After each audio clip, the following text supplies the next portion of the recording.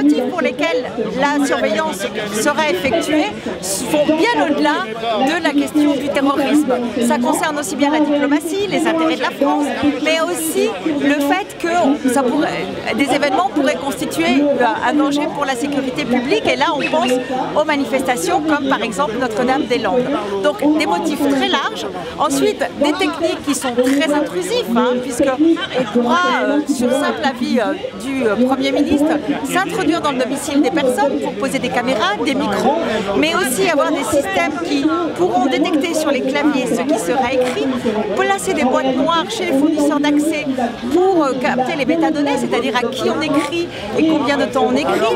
Et au final, tout cela sans aucune protection pour le citoyen sur de simples suspicions, pas seulement vis-à-vis de la personne, mais des personnes qu'elle pourrait connaître.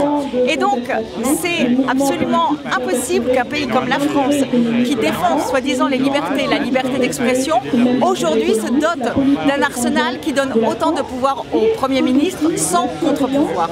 La loi porte en elle-même les dérives, du fait qu'elle soit vague, du fait que s'il y aura un décret d'application qui sera public, il y aura un autre décret qui sera secret. Et on sait très bien, et on l'a vu par ailleurs dans d'autres pays, et c'est ce que nous a révélé Snowden, lorsqu'il y a 2 ans, il a dévoilé tout le système de surveillance de la NSA. Un système de cette nature ne peut générer que des dérives.